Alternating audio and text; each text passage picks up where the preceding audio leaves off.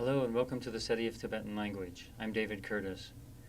I'm the president and founder of the Tibetan Language Institute. TLI is dedicated to the preservation and study of Tibetan language and culture. We teach seminars and classes and develop learning materials such as books, manuals, CDs, and DVDs. Today I'm going to teach Introduction to Tibetan Level 2.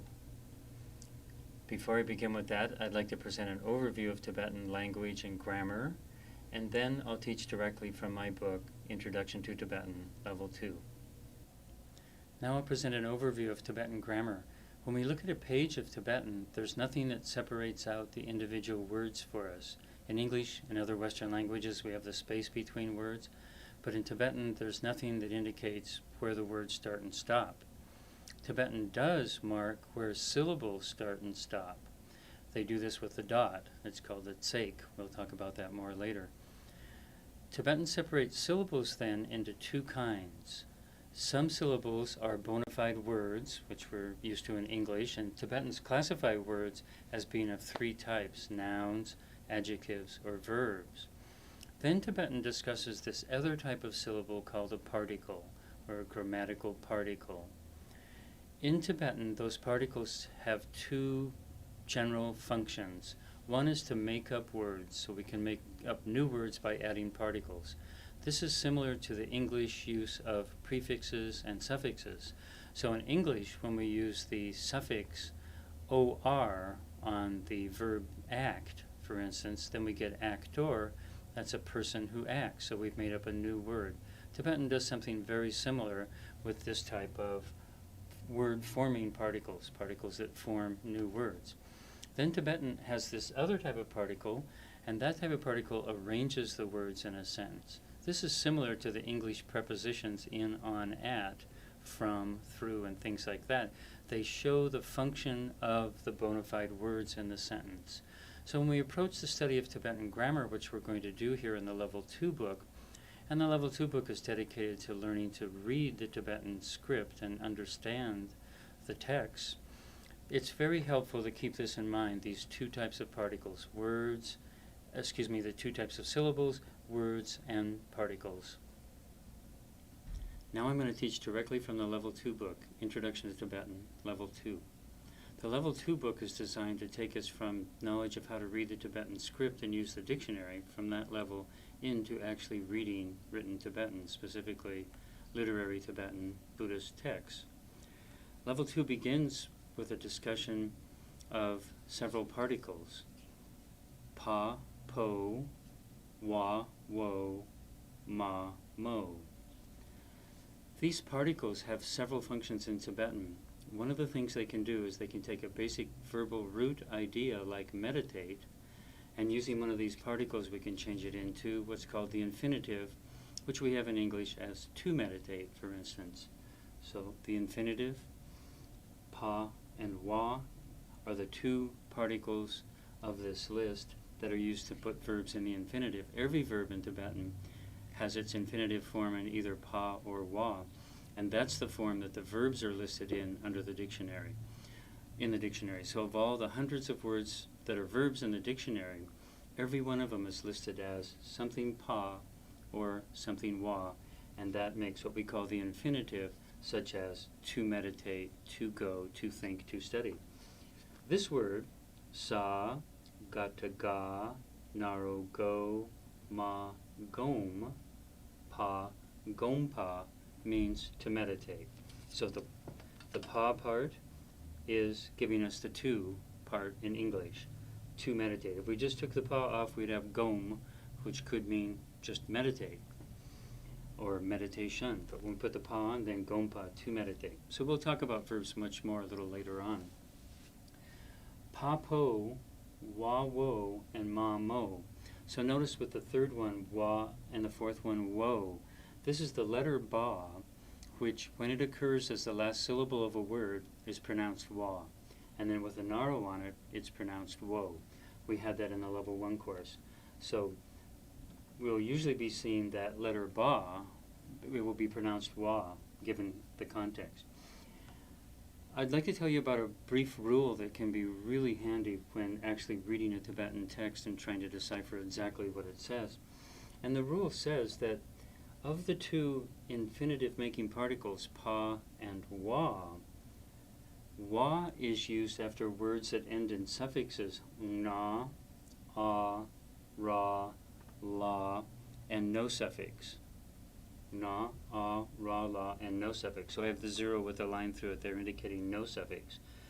So if the word ends in one of those suffixes, either no suffix or na, a, ra, la, and sometimes we make an anagram of those in English and call it NARLO, and we refer to the NARLO rule. So this letter, the ma, is the suffix of the first syllable. It's not one of this list. Any suffix that's not part of this list means the verb's going to form the infinitive in pa. So that's where we have gom pa. If we had dro wa, dro to go has no suffix, so it would form the infinitive with wa, so dro wa. So we're going to get to verbs later, but since we're discussing these 6 particles here now, I thought I would mention that. There's a tendency for nouns to do this as well, but I've never seen an exception with verbs, so we can present it as definitely a rule that we can rely on with verbs. Now, what we're going to do in the beginning part of the Level 2 book here is first of all talk about the formation of words, the different kinds of words, especially nouns and adjectives in the beginning, and then we're going to look at how phrases are formed, and then finally how sentences are formed. So we're building up step by step. Just as in the Level 1 book we started with individual letters and then we saw how they were stacked together to make syllables. Now we're going to take those syllables, put them together, first of all to make words, then phrases, then sentences. So pa-po, wa-wo, and ma-mo can all be used to make nouns.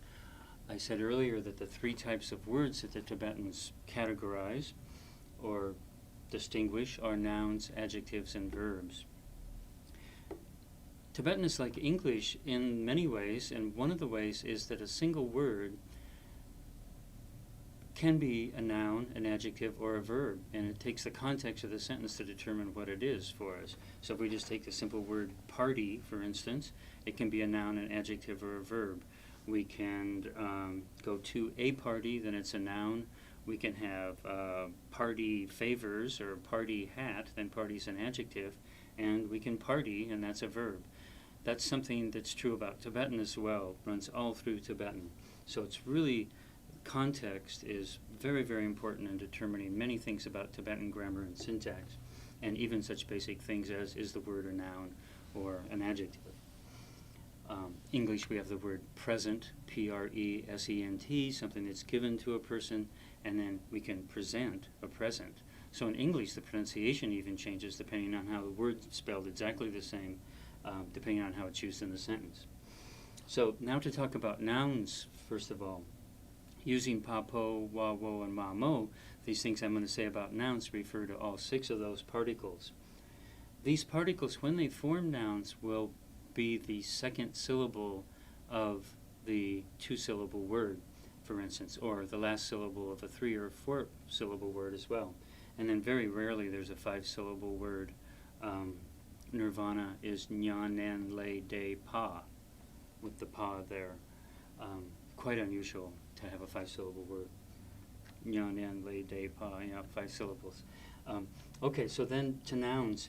In the Level 1 book, we learned some elementary vocabulary, such as ja, meaning tea, and la, ma, lam, meaning path, such as in lam rim, a word that lots of people know. So tea and path, single-syllable words. Now we're going to, and we had some 2-syllable words in the Level 1 course, but now we're going to discuss the grammar of those, the syntax, and what actually grammarians call the morphology, the forming of the words, how the words are formed. So down here, number 1, we have a 2-syllable word. There's 2 dots, so 2 syllables. La, ga, lak, pa.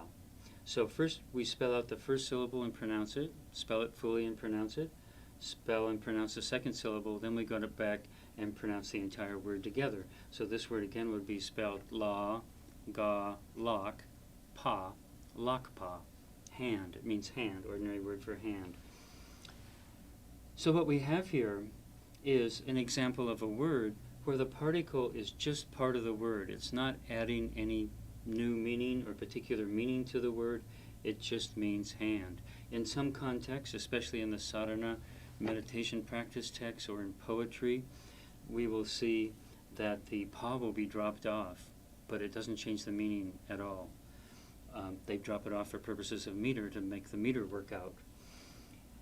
Another use of pa, po, wa, wo, and ma, mo is illustrated in number 2 here, example number 2. So example number 2, we have 2 occurrences of the same syllable. The first one is a word unto itself. Sa, mata, ma, na, men means medicine. And sa, mata, ma, na, men, pa, menpa. Here we have the pa indicating a person that's involved with whatever the first syllable is. So this is a doctor. Menpa is a doctor. So pa, po, wa, wo, and ma, mo can indicate a person that's involved with whatever the first syllable is. Here we have medicine, and so the pa makes a person involved with medicine. That's the Tibetan word for doctor. The Tibetan word for Tibet, bu, is just the name of the country. A Tibetan will be a bu pa. So the same kind of thing we see throughout Tibetan vocabulary, using pa, po, wa, wo, and ma, mo as final syllables of a word.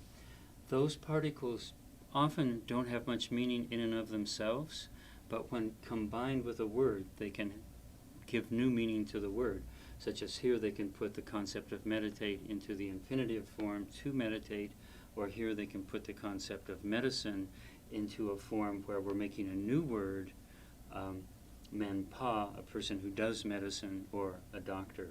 When we talked about the 2 kinds of particles, we saw that there are particles that form new words. That would be an example of this one here, men pa, making a new word. Medicine becomes doctor. One further thing that can occur with pa, po, wa, wo, and ma, mo is that these particles can indicate gender. For example, in this word here, we have ra, gata, ga, yata, gya, la, gyal, pa, naro, po, gyal, po. Here, the po illustrates the fact that pa, po, and wo can make the masculine version of whatever the first syllable is. So gyal means victorious, the basic idea of conquering, and then gyal po becomes a person who conquers, and it's a male person who conquers, and so that's a Tibetan word for king. So exactly parallel, we have Ragata Gayata Gyala Gyal Ma Naro Mo. Gyal Mo. Gyal Mo illustrates the fact that Ma and Mo can feminize a word. So again, she who conquers is the queen. So Gyal Mo is a queen. So there are lots of Yeshe So Gyal comes from Gyal Mo, actually, queen of the lake. So is a lake. Yeshe So Gyal. Okay, so that has to do with making up nouns again, but with the added little spin of gender. So notice that I say can. Pa, po, and wo can indicate the masculine, and ma and mo can indicate the feminine. There are plenty of words when they don't have anything to do with gender. They just happens to be the way a word is spelled or pronounced, and it's not indicating gender one way or another. In fact, Tibetan is often said to be ambiguous as to both number, whether something's singular or plural, and gender, whether something is masculine or feminine. And again, the magic word is context. We look at the context to see what that tells us about the situation before concluding about gender or number. Okay, now I want to talk about adjectives. So nouns, adjectives, and verbs are going to look much the same in terms of the formation of words, how they're spelled. We have adjectives, as we saw in the level 1 course, like ma, o, cha, naro, cho, ga, choke, which means sublime or supreme, a one-syllable word. So we had one-syllable nouns a moment ago, like ja and lam, tea and path. Now there's this one-syllable word, choke, that's an adjective, so it's going to modify something else. Like if you had lama choke, that could mean a sublime or a supreme lama, great lama. And then now, using the pa, po, wa, wo, and ma, mo again, we can make adjectives. So here, cha, dring, bu, che, na, chen, pa, naro, po. Chenpo means large or great. So again, in the text, it's very common to see that the pa or po will drop off. The Tibetans love two-syllable words. So if you take a word dzogpa, which means perfect or complete, and chenpo, which means great, they can be combined together, two-syllable words.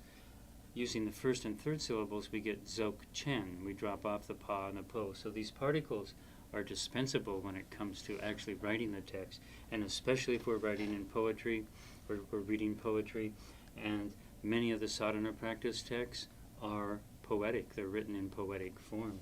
So we're going to see a lot of words where the dictionary definition will have chen po, but in the text it's going to be chen. Many beginning people are confused by that. They'll find a word in the text, such as chen, and they'll go to the dictionary and there's no plain word chen in the dictionary, but chen po is there. So here we're learning and getting used to the whole concept of particles. So the word, the main meaning carrying part of the word is the chen, and the po is a particle. This particular one, chen po, the po adds no further meaning to the chen idea of big, large, or great. It's just how the full form of the word. Here is another example, similar example.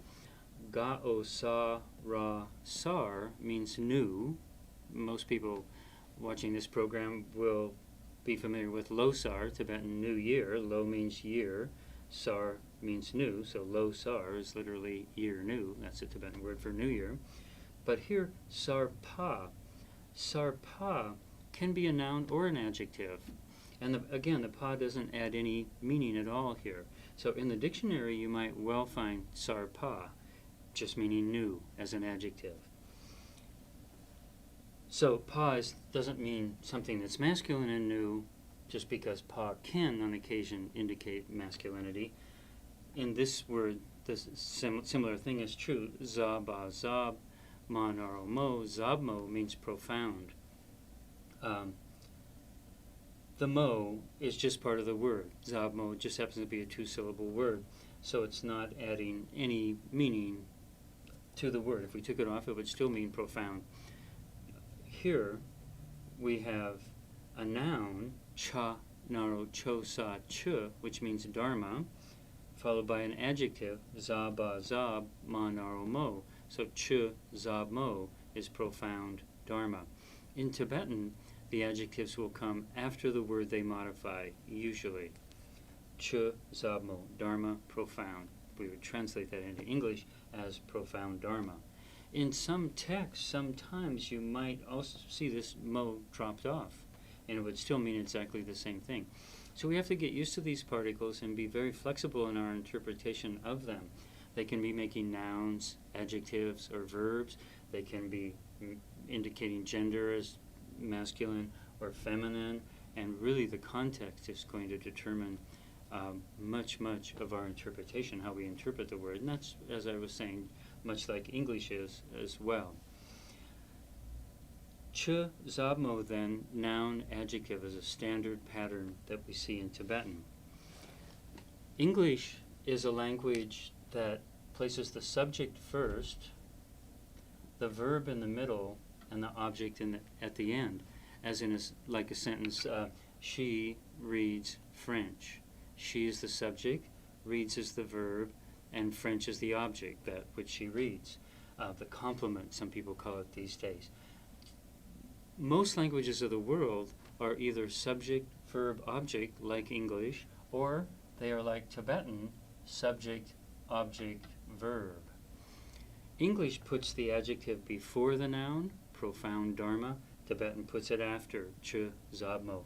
English puts the subject first, then the verb and the object at the end. Tibetan puts the subject first, then the object, and the verb at the end. So SVO and SOV languages, linguists talk about them that way. So because the verb is at the end, in terms of English word order, Tibetan is read in kind of a 1, 3, 2 manner. Subject, verb, object. one way to approach translating or reading a Tibetan sentence is to find the subject first and then jump to the end and find the verb and then come backwards, as in she French reads, she reads French. So subject, object, verb in Tibetan, like Sanskrit, like Greek, like Latin, German, many languages are like that. Subject, object, verb. So this is probably part of why the adjectives are read after the noun. And also, we talked in the level 1 course about prepositions and how in English preposition, the word preposition is made up of the two concepts, pre and position. So in English, prepositions are placed before the word they modify. So in English, we would say in the profound Dharma, as in she had confidence in the profound Dharma. Tibetan, the word order is going to be just the opposite. Instead of in profound Dharma, we're going to have Dharma profound in. So if we had a subject she out there and has confidence, here she has confidence in the profound Dharma. So this is what I call 1-3-2. We approach as native English readers and English speakers, or people that know English well. If you want to approach it, look at it through English eyes, you could say. Then we talk about doing the 1-3-2. This was taught to me many years ago by Tempa Negi, an Acharya and great Tibetan scholar. And I find when people get bogged down in highly complex sentences, if they will just remember to go back and take it in this proper order, then the sentence, everything in the sentence seems to fall much better into place, and it's much easier to understand. Now I want to talk about another type of modifier. We're talking about adjectives in general and words similar to adjectives. So another type of modifier is what's called a demonstrative adjective. In that case, this term demonstrative adjective just means something that's being pointed out. So in English, the demonstrative adjectives are this and that, two of them. Tibetan, same thing. A-o, da-gi-gu-di means this, and here at the end, da-dring-bu-de means that. Many of my students over the years confuse, does di mean this and de mean that, or vice versa, and they keep confusing them, so I made up this little mnemonic device. A-o, da-gi-gu-di, da-na-dong, da-dring-bu-de, di-dong-de. Dong means and. So di-dong-de means this and that. Once I started teaching that, far fewer people confused them. So di means this and de means that. They function very much like the words this and that do in English. If we're talking about this book, something that's near us, in Tibetan, we would have dep di. Da dring bu de ba dep is book, so dep di is this book, versus dep de could be that book that we were talking about yesterday, something that's not present with us. So di dong de, this and that. In the text, for instance, in the Heart Sutra, it will say, Chenrezig said this, and then that which he's going to say will follow that, quite like English. This is what I want you to know. Then when someone says that, then what they want you to know follows, right? So di is used like in that way, and de is used in the same way. When asked that, referring to something that previously occurred on the page. So in the text, when you see di and de, di is going to point forward to something that's about to occur, and de is going to refer to something that was just recently mentioned, or previously mentioned anyway. So here we've got lama de, so that would be that lama, lama that. Dep di, this book, lama de, that lama. Okay, so that's a type of modifier called a demonstrative adjective. Just demonstrates or makes clear which one you're talking about, this book or that book, di dong de. Now I'd like to talk about another type of modifier. In English, we have the concept of the indefinite article. That's a and an. And we have definite articles, the. Tibetan doesn't really have a word for the. Every now and then it will work well to translate di or de as the, especially de, it seems to me. But they don't really have a word for the. So in translating, we just put the word the in where it seems to make sense. So the next particle we want to talk about is the Tibetan indefinite article, how Tibetan expresses a or an. And here we have then probably the most referred to passage in all the Level 2 book that I'm referring to over and over again and reminding students of is the passage that deals with these three particles, cheek, sheik, and jik. This illustrates something that's fundamental to Tibetan grammar, and that is, like a or an, we have an a or an are particles in English. In Tibetan we have three here, cheek, sheik, and jik, to express a or an. But this concept where in English we choose between which word we're going to use, either a or an, they mean exactly the same thing. But which one we choose depends on the spelling or the pronunciation of the following word. In English, the modifiers come before the words. We say Great Lama in English. Tibetan, the modifiers and the particles tend usually to come after the word they modify. So Tibetan will use these three words, each of which means exactly the same thing. They all mean either a or an, but in English we choose a before consonants and an before vowels. In Tibetan, there's three choices that the classical writer of classical literary Tibetan uses. In modern spoken Tibetan, this kind of thing with choice of particles gets simplified very much, so that herdsman out herding his yak isn't pausing to think, oh, let's see, a before vowels and an before, or is it the other way? Those things are simplified. But in the text, there's greater precision and greater beauty, you could say, and flexibility of expression that we find in the text, and greater detail. So this is one example of that. So this concept of one particle being used after, in Tibetan, because particles come after certain suffixes, and another particle being used after other suffixes, that runs all through Tibetan. It's a major part of how Tibetan syntax and grammar works. So let's go into this one a little bit. Ga-o cha gigu chi ga cheek means one, number one, cheek. Cha gigu chi ga cheek means a or an. Pronounced exactly the same but spelled differently. So in the text, in the book, as in English, the Tibetans can make a distinction between one and a or an. Some languages don't. French, for instance, have the same word for a and an, un. So Tibetan,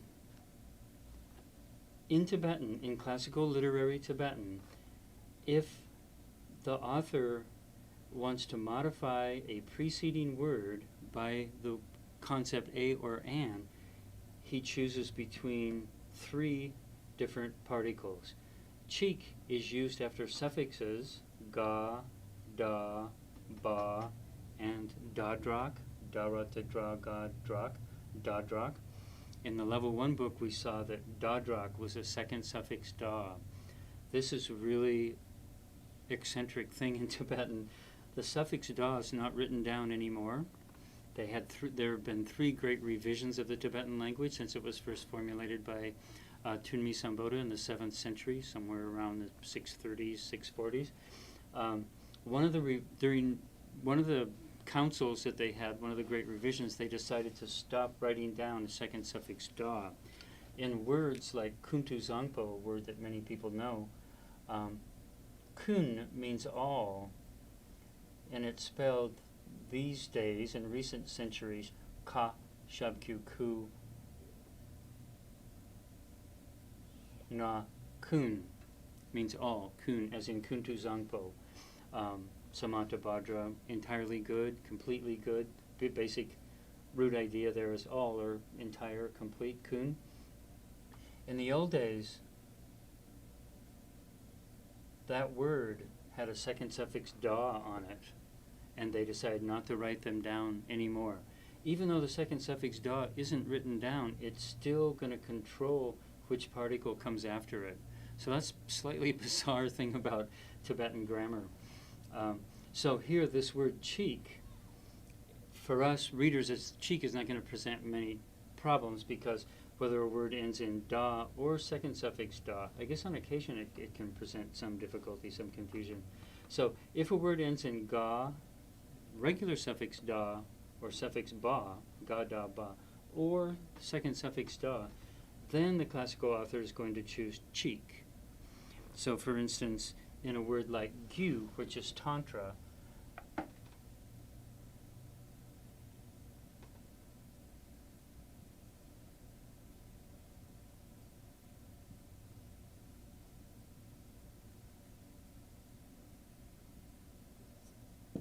gyu, tantra, same word for mind stream. So if we wanted to say a tantra, or a tantra, the classical author reflects on the rules of grammar and thinks, following a process similar to, oh, it ends in suffix da, so cheek follows ga, da, ba. So because it ends in suffix da, we're going to see gyu, cheek in the text, meaning a tantra. Words that end in sa will express a or an with chic. So in this word here, sa, drang bu se, ma, sa, sem, sha, gigu shi, ga, chic. Sem, chic.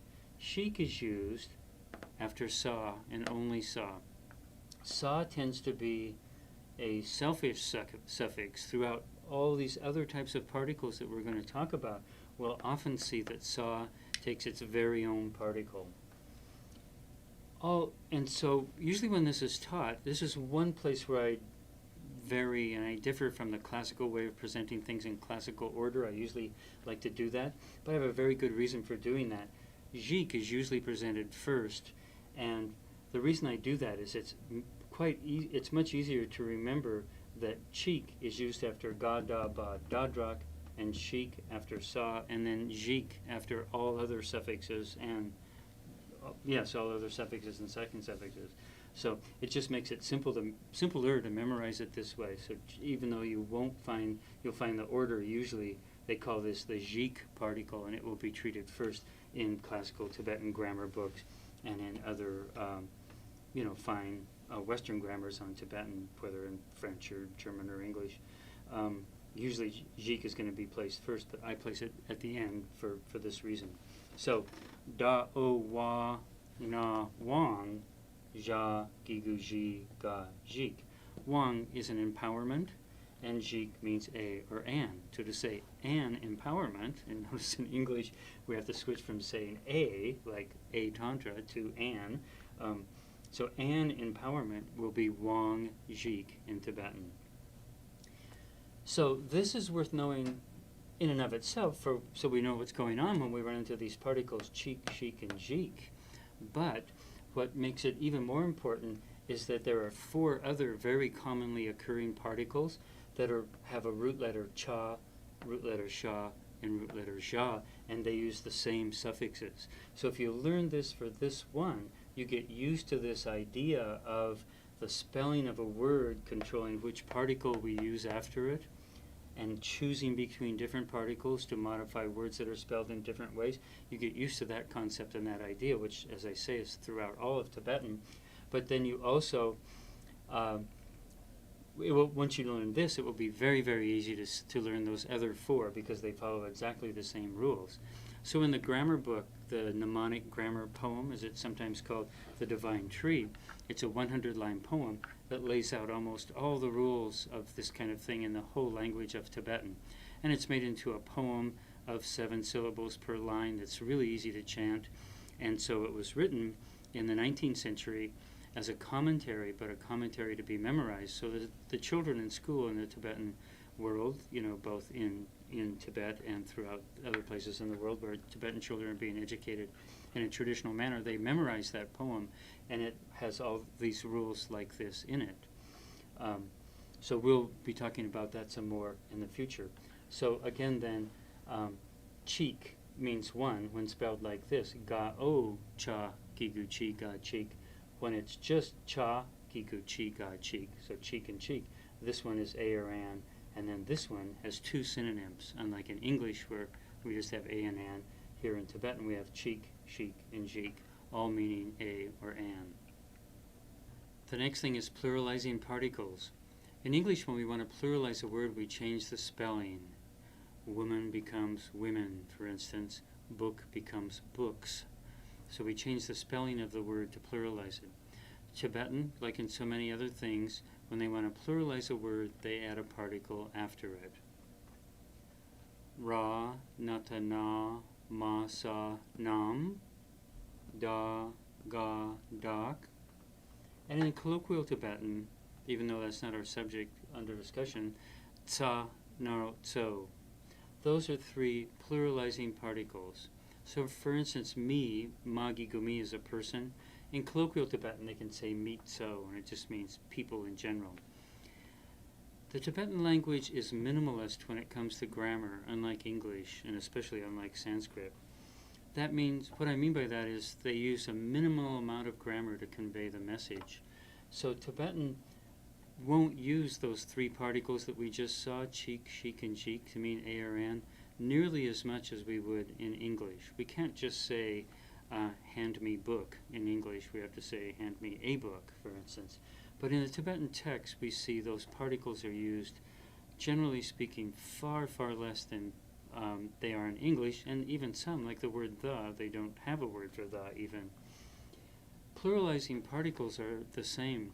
They won't be used very often where we would need to pluralize in English. For instance, if there's a number modifying a word in Tibetan, like magi gumi for man or person, and then sum for three, meaning me sum, three people, they don't have to change they don't have to pluralize the noun itself if it's modified already, if it's indicated that it's plural already by the number. So in Tibetan, you could see dep sum for three books, so they don't have to pluralize dep. Whereas we do in English, we can't say three book. Okay, so nam dak in the literary language. So sangye nam would be Buddhas. Sa na sa sang, ra gataga yatagya sa ge, and ra nata na ma sa nam. Sangye nam means Buddhas. Sometimes it can mean all, like all the Buddhas, but very often it just means Buddhas. It just pluralizes whatever the word is to its left. Nam is a word that we want to distinguish. It's a particle. We want to distinguish it from another particle which is spelled exactly the same way but without the sa. That word nam by itself or nam pa can mean many, many different things. One of the things it can mean is aspect, part, fraction of something. Nam she is consciousness. She means to know.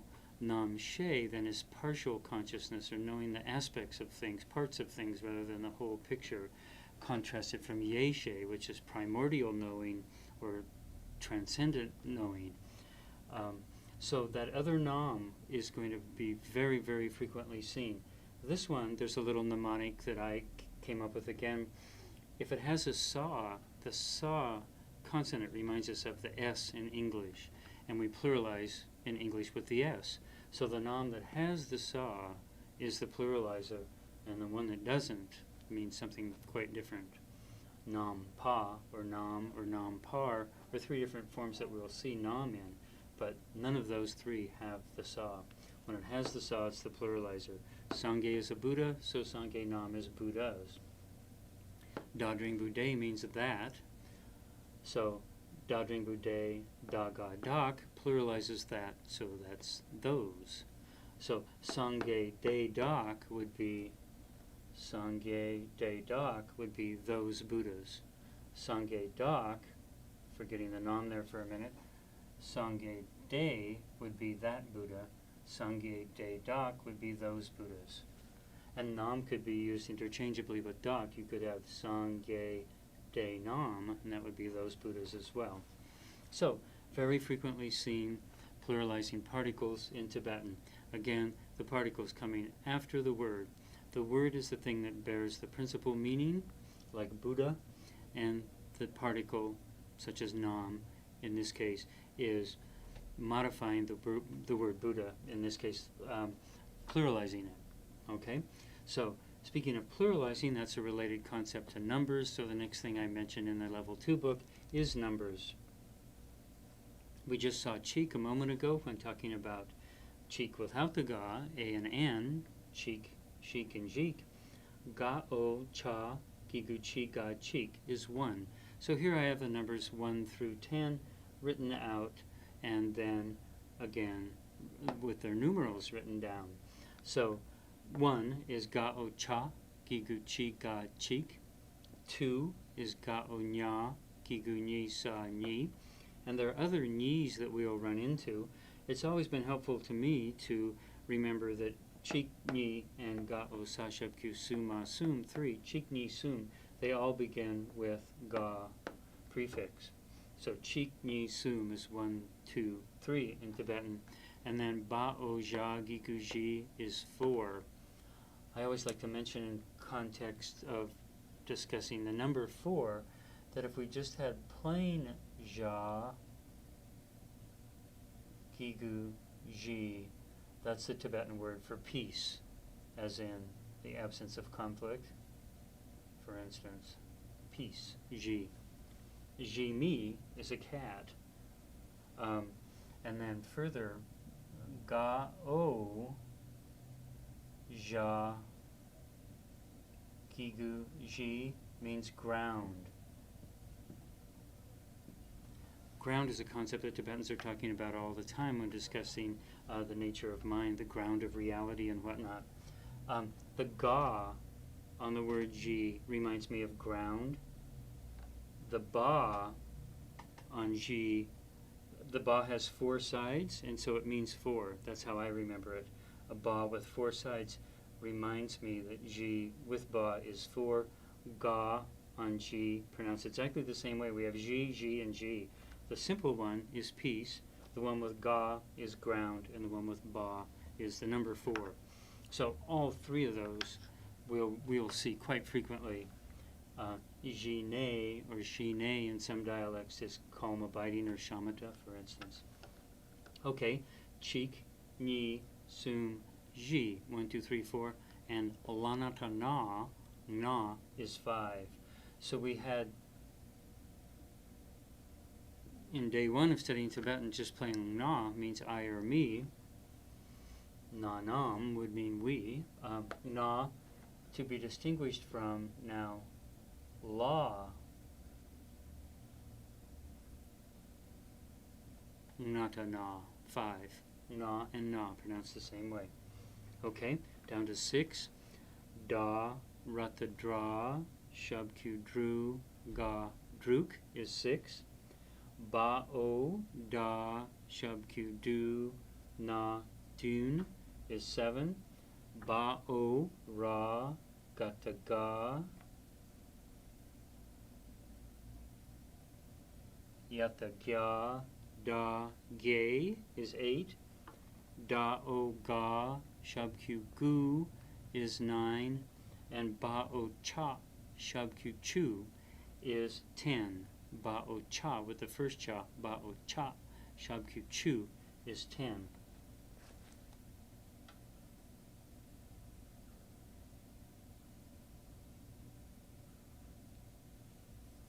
Cha, shub, q, chu, the second, the aspirated cha, is the word for water. So chu and chu. Okay? Then down here we have the numerals, 1 through 10. You'll notice the first 3 and the last one look very much like our numerals. Cheek, ni, sum, ji, na, druk, dun, ge, gu, and chu. 1, 2, 3 look so much like English because the Tibetans got their numbers, like much else of their culture, from India. Our Arabic numerals, looking like that 1, 2, 3, Arabic numerals is actually a misnomer because the Arabs got them from India. So in Hindi and, well, in India in general, we found the source of our numbers 1 through 10. So 1, 2, 3 in Tibetan, and notice that 10 is just 1, and then they make the 0 smaller and up to the top. Also looks very much like English. And the one that looks like a 4 is a 5. 1, 2, 3, 4, 5. And then 6 looks to me like a 6 that's kind of melted or something. And dune looks to me like a sand dune. That's how I remember it. Dune is 7. So cheek, ni, sun, ji, na. Druk, dune, ge, gu, chu. 1 through 10. Numbers and pluralizing particles, 2 other types of modifiers, both of which come after the word they modify. The fancy word for that is post-positive. They're placed after the word they modify. So more modifiers, pluralizing particles, and numbers, both of which are post-positive. So now we've had a look at nouns and adjectives in isolation and a bit with adjectives modifying nouns. Now I want to talk a little bit more about word order and take that forward a bit. So here we have bala to la ma lama, a 2-syllable word, but just one word. It's a noun. And we have cha trengbu che na chen pa naro po chenpo, a 2-syllable adjective meaning great or big. So great lama. And then further we have a particle, ja gigu ji ga jik, which is the a or an particle. Jik happens to be the a or an particle that's used after words that don't have a suffix. So lama, chenpo, jik. Just backwards from the word order of the English speaker. Lama, great, a great lama, a great lama. Noun, adjective, particle. That's standard.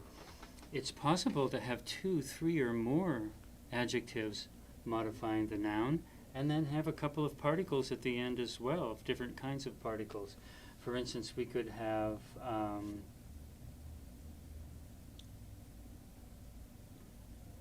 lama zabmo chenpo, and then you'd have a great profound lama, maybe someone who's a great scholar, has a profound mind. And then you could have this, and then you could pluralize this into these. So you could have something like these 2 great profound lamas. So you can have a couple or more adjectives and a couple or more particles, 2, 3, or even 4. In the Heart Sutra, it just doesn't mention Chenrezig or Avalokita. It calls him the Bodhisattva, the Mahasattva, the noble, Chenrezig, the mighty, every time it says his name. So it's over and over again. So the Bodhisattva, the Mahasattva, the noble, Chenrezig, the mighty is modified with 4 adjectives. And if you want to say this noble Bodhisattva, Mahasattva, Chenrezig, then you could have a further modifier as well. This sentence, Lama, Chenpo, Di Dak, Lama, noun, Chenpo, great, an adjective, Di, a particle, or a demonstrative adjective rather, meaning this, and dak, a pluralizing particle. Di dak is these, as we saw a moment ago. So these great lamas. Noun, adjective, or demonstrative adjective, and pluralizer. So noun, adjective, pluralizing particle. Very, very standard to see that kind of thing. Actually in both spoken and literary Tibetan. So that's a phrase. I want to move on now and talk about the bigger picture and take us in a moment to discussing full sentences. Tibetans have a very different idea about what a sentence is than we do in English. Some Tibetan sentences are quite like English sentences, and other Tibetan sentences seem more like paragraphs, especially in the text. So 2 parts of the sentence are the subject and then what we say about it, which is the predicate. So in the simple English sentence, monks meditate, monks is the subject and meditate is what we call the predicate. There's even a verb. You can predicate something. So you can predicate something of the monk, say that when you're saying that he meditates, that's what you're predicating. So we'll just use them as nouns, subject and predicate. The subject is who we're talking about, and the predicate's what we're saying about him or her or them or it. So if we have a sentence like in Tibetan or English, he is Dorje, Now remember, Tibetan is going to be subject, object, verb, so Tibetan would actually say he, Dorje, is. Again, both literary and modern colloquial Tibetan. Dorje is a noun, and it's in the predicate. He is Dorje. So this line separates the subject from the predicate of each sentence. I like to think of it as the nucleus of the predicate. The main part of the predicate is the verb. Monks meditate. Meditate's all there is to the predicate. He is Dorje. So in a sentence like this, we're equating Dorje and he, whomever we're talking about. And Dorje is a noun. So we call Dorje, in this case of that sentence, a predicate noun. A very similar sentence, but not exactly the same. He is Tibetan. Tibetan is an adjective. Tibet is a noun. Tibetan, you can have Tibetan tea, Tibetan clothing, Tibetan history, Tibetan person. Tibetan is an adjective. So he is Tibetan. Here, he is the subject, is Tibetan is the predicate, is the verb, and Tibetan is the predicate adjective. He is Dorje, predicate noun. He is Tibetan, predicate adjective. So that's English grammar, but we'll use that terminology as we go on and talk about the complete Tibetan sentence. So far we've had words, mostly we've stressed subjects, nouns, which can be subjects, and then nouns can be predicate nouns as well. And then we've seen that the same word can be a noun or an adjective, and even a verb, but we're not too concerned with verbs right now. So the next thing I want to do is introduce verbs, and then we'll have a complete Tibetan sentence. So now the last of the three principal parts of the Tibetan sentence, the subject, the object, and the verb. The principal verb, the most frequently seen verb or frequently heard verb, either in written or spoken Tibetan, is probably yin. Ya, giku yi, na, yin. Yin is what we call a linking verb. It's a verb is. The word is in English can have many different meanings, but when we talk about its definition as a linking verb, it's connecting two things together. So in the sentence that we just used to talk about subject and predicates, to say he is Dorje or he is Tibetan, those are linking verbs. We're connecting whoever we're talking about, the he, with the Dorje or Tibetan. He is a Tibetan person. So grammarians call them linking verbs. They connect two things together. That's a different use than to say he is in Tibet. Those two uses to say that something is something, such as she is happy or she is yeshe, versus to say that she is in Tibet, two different verses of the verb to be.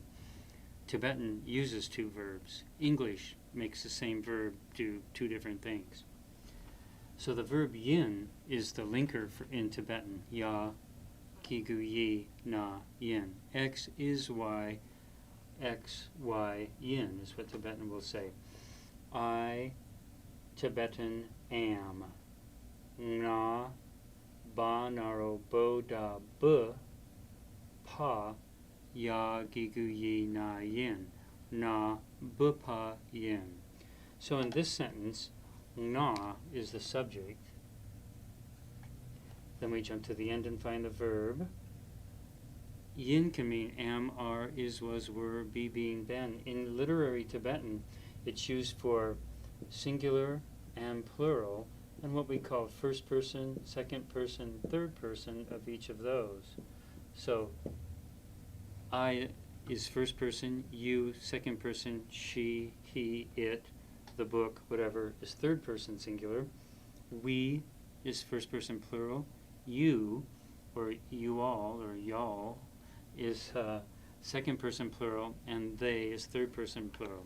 So if we're going to say the women, that would be third person plural, or they, just they. Okay, and then past, present, and future.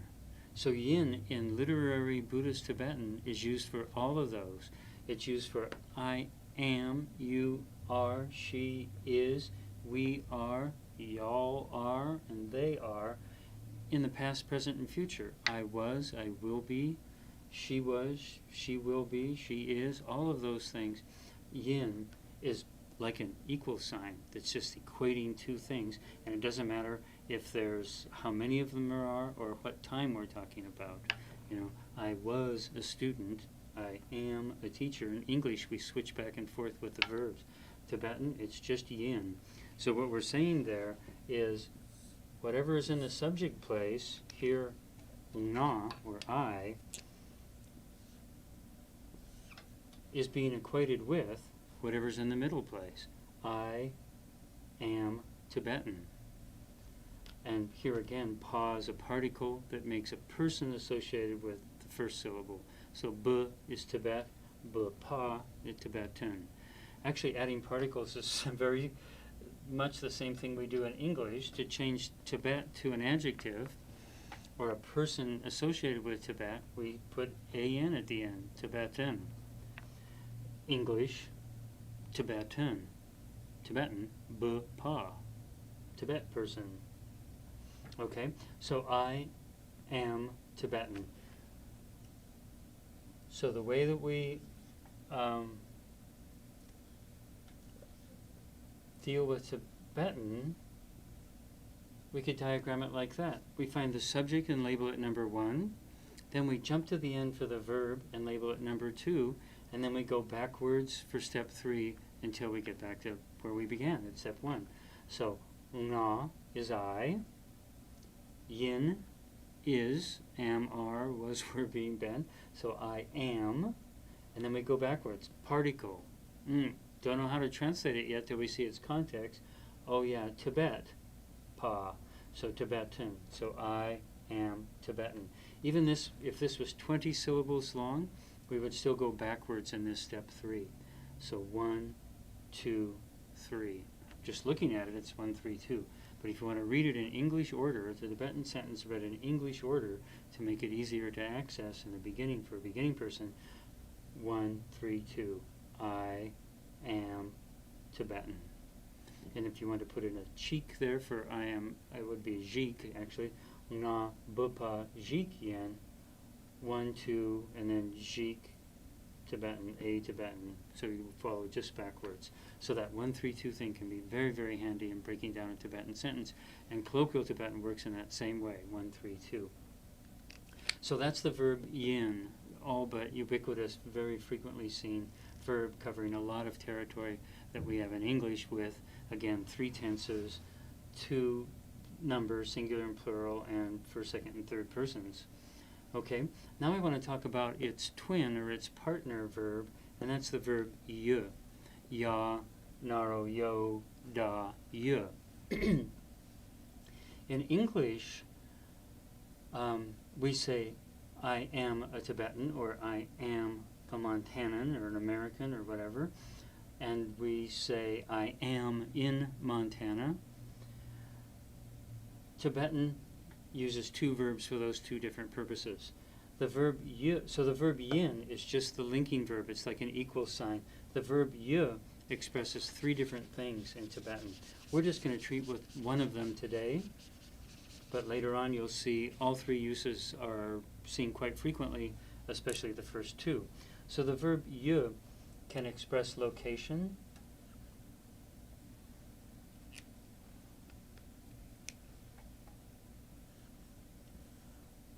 LOC for location there. It can express possession, and it can express mere existence.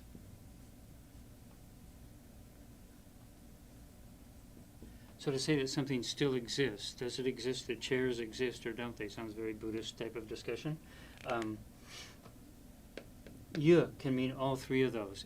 The same verb is used to say that something is located somewhere, that someone possesses something or has something, and to say that something exists. Actually, many of us think that when Tibetan speaks of possession, they're really speaking about location. In English, we say, I have a wife and 8 kids and 12 dogs. You know, like they're my possessions, I have them. It's probably coming from a long history of use of the language in that way. I won't get into political discussion about that. In Tibetan, the construction for possession and location is exactly the same. So it's almost as if in Tibetan they're saying, with me there is a wife and 8 kids and however many dogs I said. So that's an interesting thing to think about. When we see some of the philosophy or the philosophy and psychology of a people reflected in their language, in Tibetan we seem to see devaluing of possession and a devaluing of the ego in the person. Many Tibetan sentences don't have a subject at all, and the subject I or when the subject is I or we, and the subject is just assumed. They just don't write it down. In English, I have this and I have that. The I is foremost. It's the first thing in the sentence, and it's always mentioned. Okay, so back to the verb ye then. In modern colloquial Tibetan, the 2 most common verbs are yin and ye also. So there are some different uses, and in modern Tibetan they distinguish to a greater degree. In classical literary Tibetan, more global, back to that concept of grammar minimalism, minimal grammar. So some of the grammar, some of the words are going to cover a huge territory in Tibetan, and the context, again, is vital. So in this sentence, so here we had, to review, na bu pa yin, I Tibetan am, I am Tibetan.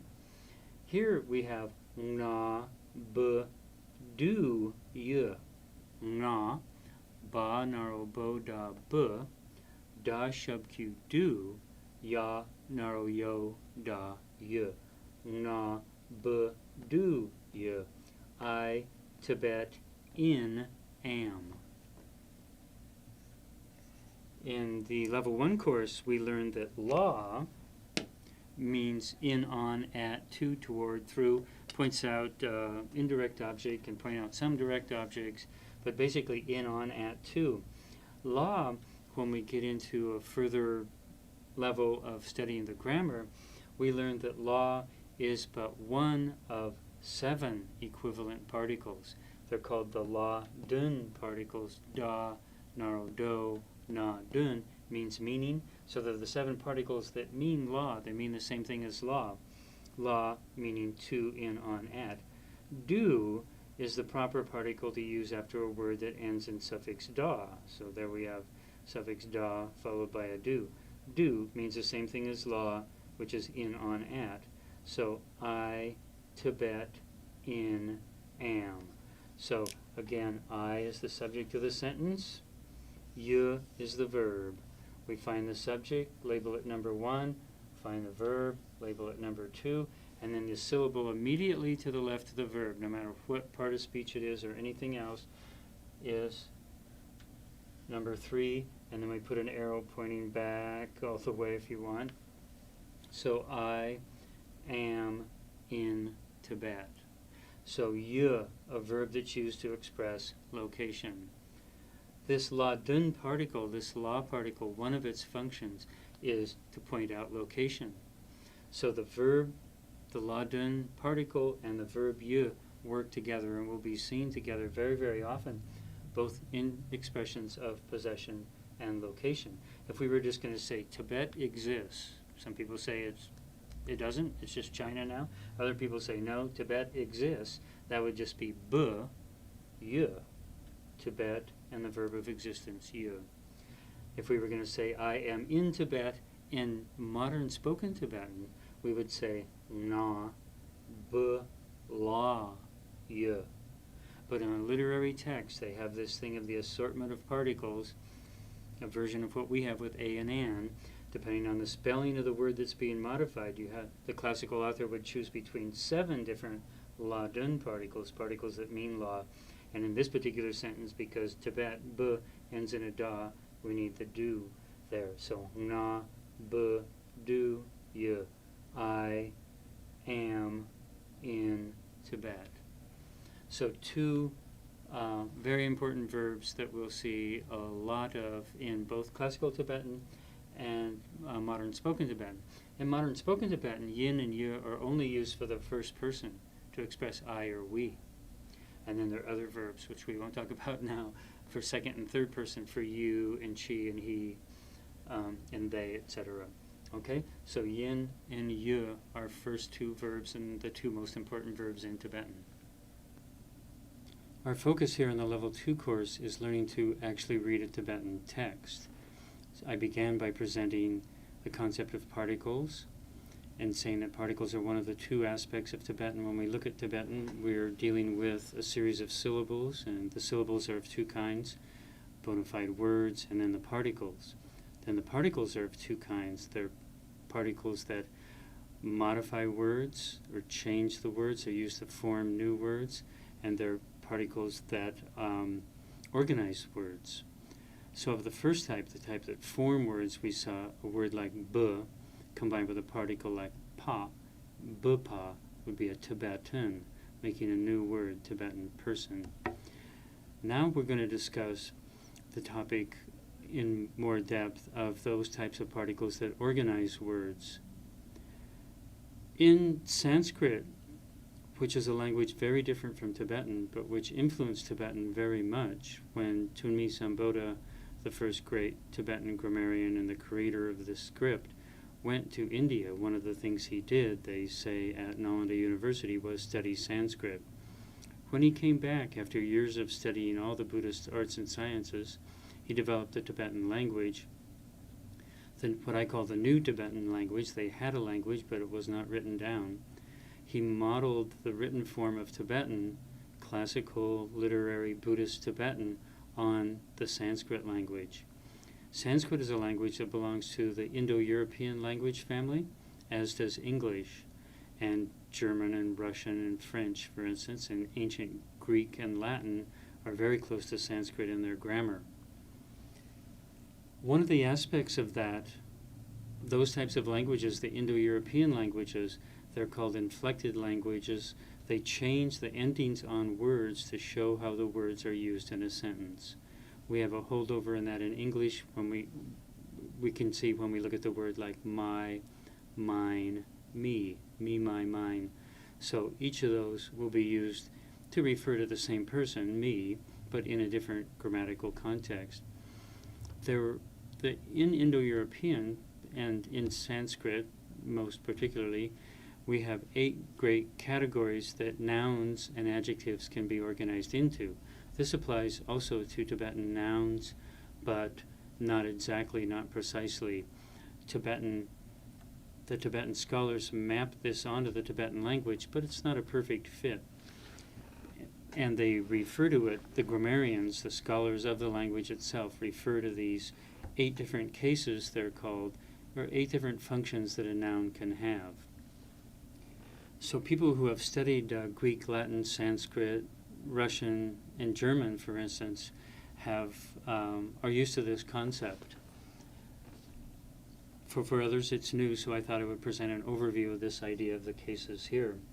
So in Tibetan, they're called namye ge, ra, natana, ma, nam, da, o, ba, yata, ya, drengbu, ye, ba, o, ra, gata, ga, yata, gya, da, gye, nam, ye, gye. Nam can mean part or aspect of something. Ye can mean to divide, to categorize, to classify. And gye means 8. So nam, ye, gye are the 8 cases, the 8 grammatical categorizations, you could call them. So the word that's usually used is just case. So I'd like to tell you briefly about the 8 cases, and then we're going to look at 2 of them in detail. Namye dangpo, same namye, case. Dangpo means first, dana dang, panaropo, the first case. They all have Tibetan names. The Tibetans, however, very often just refer to them as the first case, the second case, the third case, etc. The first case has a Western translation, the nominative. The root of that nam means name. The nominative case is the case of the subject of the sentence, for instance, of an intransitive sentence. So when you say the Lama move to America. The lama is the person that's doing the moving, so that name, that word lama is going to be in the nominative case. Now the nominative case is one of the 8 cases that does not have a particle. It isn't marked by a grammatical particle. Most of them we'll see are going to be marked by one particle or another to show you what case the word is in that particular sentence, which shows the grammatical function of the sentence, that word in the sentence, such as, is it the subject, or is it the object, or is it the indirect object, or is it the location, things like that. The nominative case is not marked by a particle. This is really important. When we look at a sentence of Tibetan and we see a word at the beginning of the sentence that does not have a particle after it, we can hypothesize that word is in the nominative and therefore maybe the subject of that sentence. I'd like to jump down to the bottom now to the 8th one. The 8th case is called the vocative. Namye Gyepa, Ge again means 8. Gyepa means 8th. So the 8th case is the vocative. The root voc there just comes from the Latin. There's a similar root in Sanskrit that means to call or to speak. The vocative is used for when a name is just being called out. For instance, if you just say, Lama, remember me, for instance, something like that, the word Lama would be in the vocative case. It also would not be marked by a particle. So in terms of dealing with the particles, the 1st and the 8th case we don't have to worry about right now because they don't have particles that mark them. But we do want to remember that the absence of a particle after a noun can very often give us valuable information just as much as the presence of a particle will.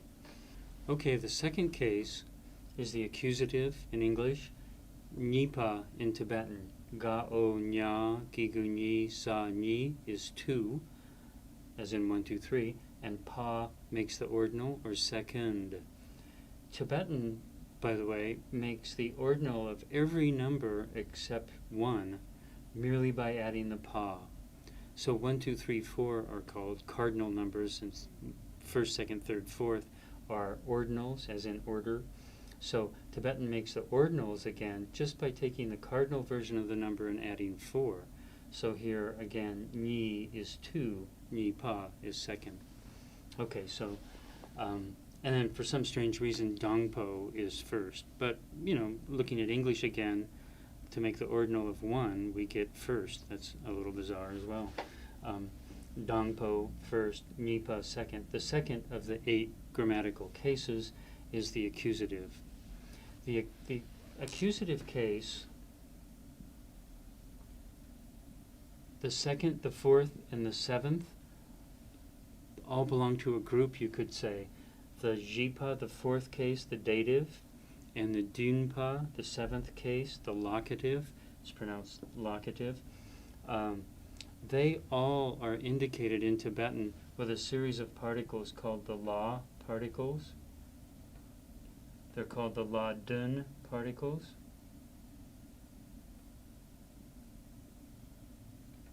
When we had constructions of location, we saw that we needed a la dun particle as part of them. In the very beginning of studying Tibetan, when we come across that word la, we say that it means to, at, in, of, etc., and mountain pass. The reason that it means to, at, in, of is that same it's both a particle, having those functions, like a preposition in English, and then separately it's a word meaning mountain pass. The reason it means to, at, in, of, and all of those other words similar to that is that it expresses the 2nd, 4th, and 7th case. The 2nd, 4th, and 7th case in Sanskrit and other languages are all distinct, and probably in the original, what we call the mother language of all the Indo-European languages, which is sometimes just called Indo-European. It had 8 cases. Sanskrit has 8 cases. The 2nd, the 4th, and the 7th case each have their own endings and are quite distinct. When the Tibetans brought that idea into Tibetan to use with the Tibetan language, they made the same particle, the la particle, function to mark or to indicate all 3 of these cases. So this is what I mean when I sometimes say that it's not an exact fit to take this concept of the 8 cases and fit it to Tibetan. But in any case, I would like to talk about these three. So the accusative generally is the case of the direct object. When you say the Lama wrote the book is the object of his writing. That's the accusative case. The second case, that will be marked sometimes by no particle, sometimes by a la dun particle. The direct object, generally speaking, will be marked either by no particle or by the la particles. Then let's skip down and talk about the fourth case. Ba o ja gi gu ji pa jipa. Fourth is the dative case. The root in dative means that something is given. This is the case of the indirect object. So when something is given or benefits someone, something given to someone, then that someone will be marked by the dative case, again with a la particle. So we saw that la meant to or for. I bought the book for her. You know, her is going to, the Tibetan word she is going to be marked with this dative case, showing that she's the recipient. So if you do something for the Lama, give a book to the Lama, for instance, he's the beneficiary, you could say. So that would be what the grammarians call this fourth case, or the dative case, and that would be marked, again, by the la particle. And the same thing is true in expressing location. Grammarians pronounce it locative, like lock and key. The locative expresses the location. It's the seventh case. Ba o da shub q du na dun. Pa, dun pa is seventh. It's the case of the location. It again is marked by the la particles, la dun.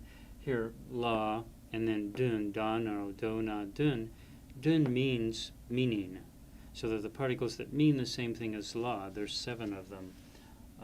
Su, ru, ra, du, na, la, and tu. They're discussed in the Divine Tree, that grammatical poem that sums up this whole teaching on particles.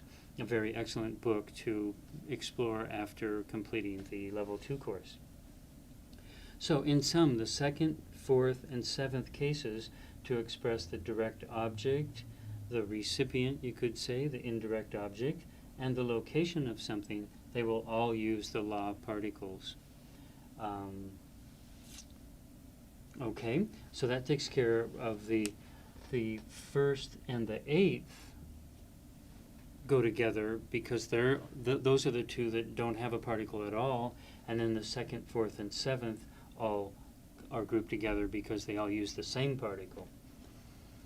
Now, there are 2 others that can be grouped together, and that is the third and the sixth. I'd like to start with the sixth. Da rata dra shub q dru ga drukpa, drukpa. Sixth case, namye drukpa, actually, namye drukpa, the sixth case, is the genitive. This is the case of connection, liaison. It's sometimes called relational particle. Things are connected together. When we say a wooden table or a table of wood, we're connecting those 2 concepts together. That's what the genitive does. The genitive works with a series of particles that we'll look at in just a moment. But in colloquial Tibetan, we hear gi a lot. That's connecting 2 things together. So there's a series of 5 of those particles, and we'll look at them momentarily. So the 2 words are going to be somehow linked together, somehow connected together. The material out of which something is made is going to be connected to the thing, like a wood and table, wooden table in English. The en in English connects those together, wooden table. That's one example. The genitive has several different uses. The instrumental then, the third case, merely takes this ga gi gu gi particle and adds a sa to it. So now remember there are 5 of them. I'm just using the first one to illustrate. Ga gi gu gi sa gi. When the gi particle has a sa with it, a mnemonic for it is it's with a sa. It means with. It expresses the instrument with which something is done. It can also express the agent who does something.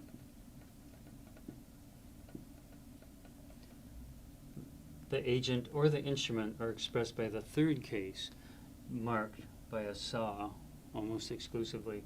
So when we see the gi with a sa after a word, or one of its equivalent particles, we know that that word is either the person who did something or the tool with which something is done, that kind of idea within the 8 cases. And then that only leaves one, and that's the 5th case, la nata na pa napa. So namye is the word for case again, namye napa, the 5th case, the ablative. There's one magic word that will translate that for the time being, and that's from. So if you say bu ne, for instance, that means from Tibet. Nasa ne is one of the ablative particles. Write it down here. Nasa ne means from, can mean from. And so if you have the word for Tibet, ba, naro, bo, da, bu, nasa ne, bu, ne, that can mean from Tibet. The Lama is from Tibet, bu, ne. So this nasa ne is an ablative particle expressing source, the source from which the Lama came, bu, ne. So that's an overview of a large subject, the 8 grammatical cases. Again, nam ye, ye, the 8 cases. When I first mentioned particles, I said there were 2 types of particles, word forming particles or word making particles, and word arranging or word organizing particles. Now, and we've seen a couple of each type so far. Now we want to talk about the genitive case and the genitive particles. They're a type of word organizing particle. They organize the words in the sentence. Kind of the magic English word for the genitive particle in translation is of. But it can be translated many, many different ways. Several English suffixes, like ist, meaning a person who does something, or ian, things like this, will be used to translate genitive particles. We'll talk about their translation a bit more. There are 5 genitive particles. Gagigu gi, kayata kyagigu ki, gayata gyagigu ki, agigu I, and yagigu yi. Gi, ki, gi, I, yi. In that book, The Divine Tree, it will explain what I've summarized here in some detail. That's the book again that summarizes the particles, shows what their purpose is and how they're used, similar to the rules in English like I before E except after C, and A before consonants and an before vowels. It's a 100-line poem that sums up Tibetan grammar in that kind of way. That book is the summary. It's again a commentary made to be memorized, and it summarizes and comments on Tumi Samboda's great grammatical treatise, which is just called The 30. So now about the genitive particle. The genitive particle, genitive is a new word for many people, but if we think about the root gen, as in generations, the generations are linked together, parents to children who become parents, etc., down through the generations. So too the genitives link together. Their basic function is like a plus sign. They're linking 2 words, 2 phrases, even 2 sentences can be linked together with a genitive particle. They have more than a dozen, some people say 16 or 17 different uses. Here we're just going to talk about 3 of the principal uses and get used to them in that way. And then actually a great deal, once one understands well those 3 uses, you can intuit pretty well the other uses. But first of all, we have to talk about what's called the application of the particles, the method of application, the jortsul it's called in the Divine Tree. And that is which particle is used when. So like in English, A is used before consonants and an before vowels. So we saw a little bit of this before when we were looking at cheek, chic, and jik, 3 different particles that mean A or an. So now we have 5 different particles that mean of and some other related ideas, but 5 different connectors. They'll connect words together. So the way that they're used is gagigu gi, the first one, is used after words that end in suffixes ga or na. So we had the word dock earlier. Well, let me use a different word, dock, actually. It comes to me. Ba-o-da ga dock is the word for ego or I. If we're going to connect that to a following word, then we would use a genitive particle because we're going to connect it together. And because dock ends in a ga suffix, we would use gi. So you would have dock gi, ga gi gu gi, dock gi.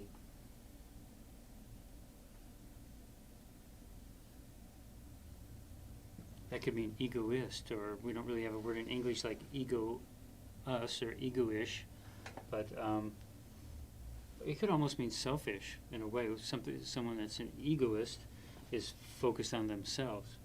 Okay, so then words that end in suffixes da, ba, sa, or dadrak, here's our second suffix da again, the one that's not written down anymore, those words will take ki, kayata kyagigu ki. Many people know someone named Chuki, whether it's the great translator Chuki Nima, Richard Barron, or whether it's Chuki Nima Rinpoche. Because ch ends in a sa, we're going to use ki.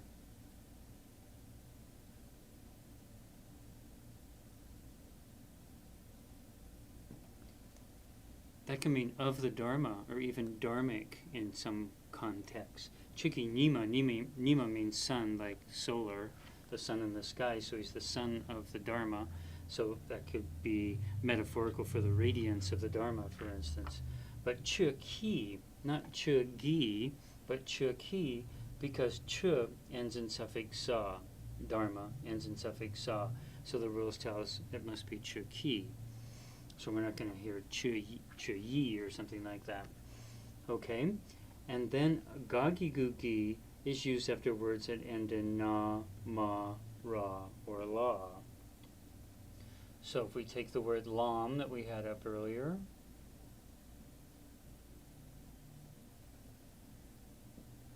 lam means path. Because lam ends in a ma, we would see lam gi. So if in a text, so that's a gigu sitting right next to the yata, you actually see that in the text. Sometimes it's quite confusing for the beginning person to try to determine what that is. But there we have ka yata, and here a gigu on top of it. So lam gi could mean of the path, having to do with the path. Like if someone was going to talk about the difficulty of the path, of the path would be lam gi, something like that. Okay, and then words with no suffix are going to take agigu e. Now, gi, ki, and gi, when we get to yi, all of those are used as freestanding separate syllables. There's a dot on each side of them. However, with agigu e, it's affixed or added right on to the suffix of the or to the root of the preceding word. So it's used after words that do not have a suffix. So here lam has a suffix ma, sa has a chu has a suffix sa, etc., etc.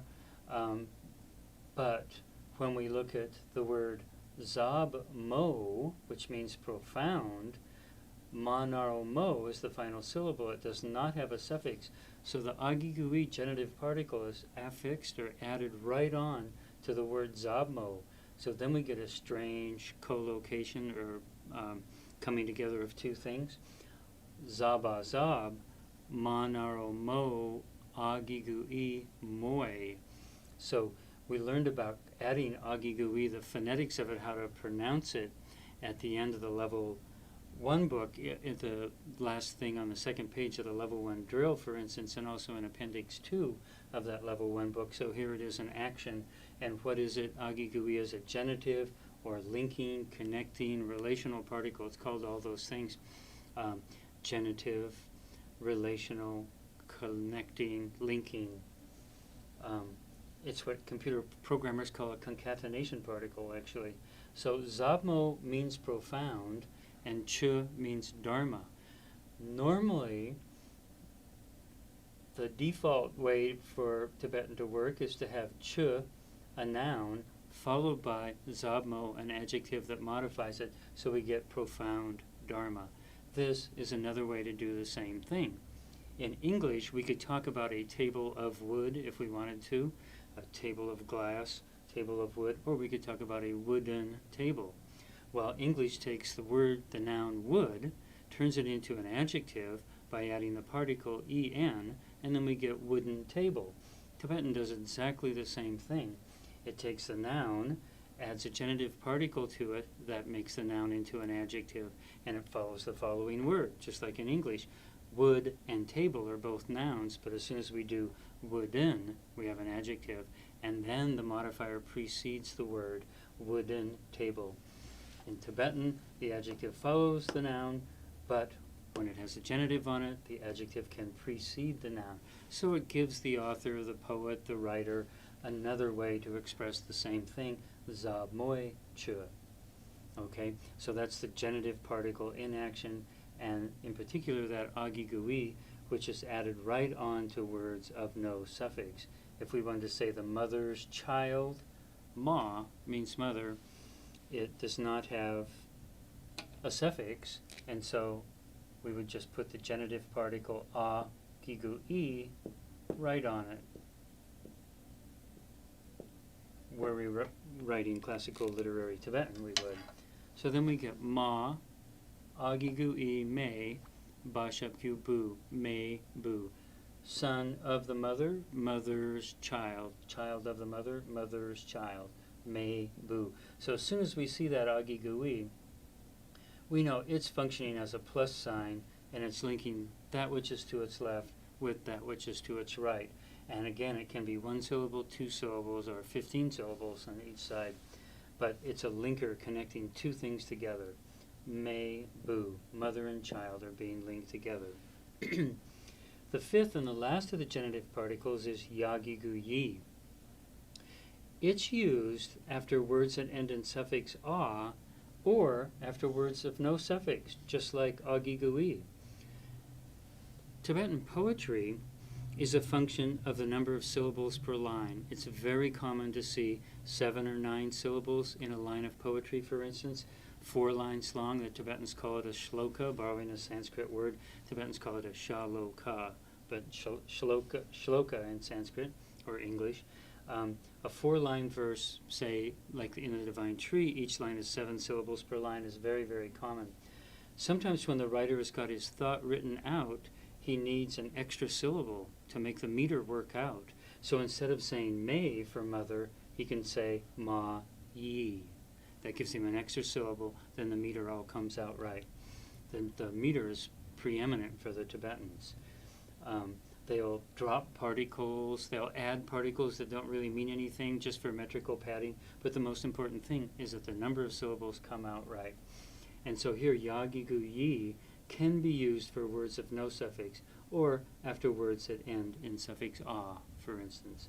Ma-o, then ka. Ka means sky. So you can have ka with agigui. Since this is used in no suffix or with words, I made a mistake there.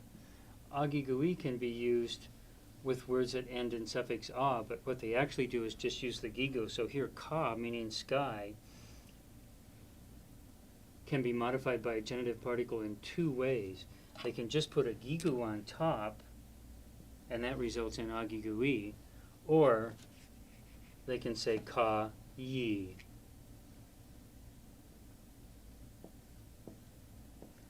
Both of those could mean of the sky, for instance, or we don't have a good adjective in English to turn sky, a noun, into an adjective. And so we kind of cop out and borrow French and say things like celestial, for instance. But Tibetan can do k, ka agigui, on top would be pronounced k, or ka yi, giving the poet again the flexibility in number of syllables of meter. So that's the genitive particle. When we talk about the the 8 cases of Tibetan, a concept they borrowed from Sanskrit. The cases are functions that different nouns can have in a sentence. And they can be, for instance, subject of a sentence, indirect object of a sentence, as in the Lama gave the book to her. She's the beneficiary, so she would be the indirect object. That's one case. This is the 6th case, the genitive, called the dreldra in Tibetan. A-o ba rata dra drengbu dre la drel, sagata ga rata dra, dreldra. Drel means to connect, and dra is a term or a word. So it's a term. We could call it a particle of connection that connects two things together, such as the concept dharma and the concept profound dharma. Now let's look at the genitive from a little bit different perspective, from the perspective of some of the different uses of the genitive particles. The genitive, again, is the relational or connection particle. So basically what it's going to do is connect different types of things together. So the grammarians say there's 16 or 17 different types of genitive, strictly speaking. I will present about 3 types here to give you a general idea how it works. If we understand these 3, we can intuit much of what the genitive does. But there's a lot more that needs to be said about the genitive at the same time. So one of the things it can do is connect an adjective to a noun. Look at us up. Alright. I'm ready. Look at the camera for a second. Mm-hmm. Now let's look at the genitive from a little bit different perspective, from the perspective of some of the different uses of the genitive. Again, the genitive is basically a relator or a connector. It's a particle that connects 2 words, 2 phrases, or 2 sentences together. Here are 3 things that the genitive can do. Number 1, it can connect adjectives to nouns, as we just saw, with zabmo, profound, and ch, dharma. Zabmo is a word that's an adjective, meaning profound. It ends without a suffix, so the genitive particle agigui is going to be used to connect it to a word, following words such as ch here, which is dharma.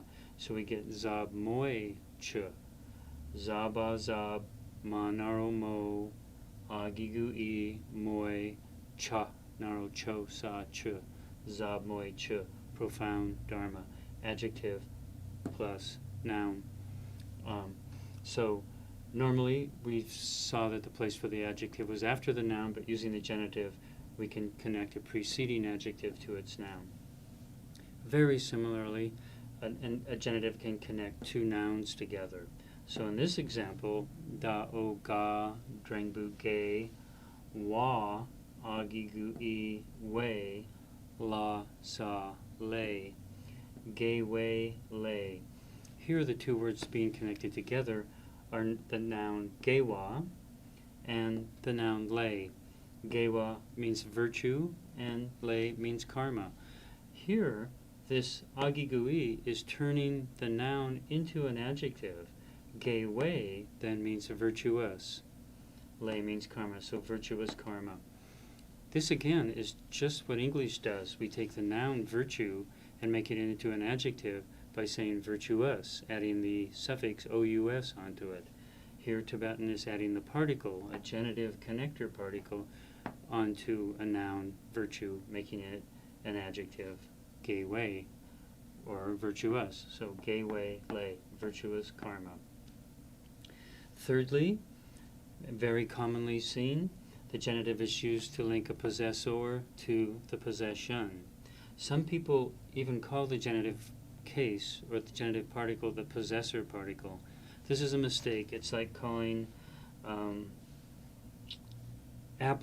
mistaking apple for fruit. An apple is a fruit, but there are many types of fruits that aren't apples. There are many. Expressing possession is a function of the genitive, but there are many other functions of the genitive. So here we have bala ta la, ma agigu I me, da o pa drengbu pe, cha, la me pecha. Here we're connecting lama and pecha, pecha the text. So this could be translated as lamas with apostrophe s in English, the lamas pecha. And again, the Tibetan parallels the English. To make someone a possessor, in English we just add the apostrophe s. Here, Tibetan's just adding the genitive particle. Lame pecha, the lama's pecha. Reading backwards, the pecha of the lama. We can do that in English too. So these are three common uses of the genitive particle. There are many, many others. One is I sometimes call it genitive of composition. We talk about that which is something, what makes up something, what is it composed of, what's it made of. A genitive can express that. For instance,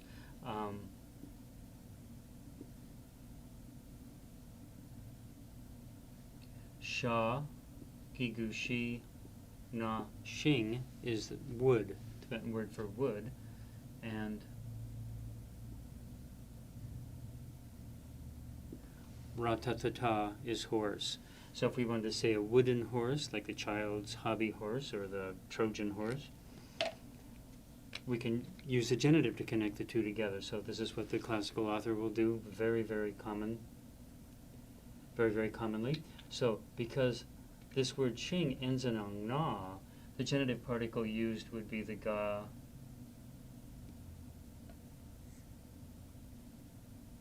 gigu gi. So we get shing gi ta.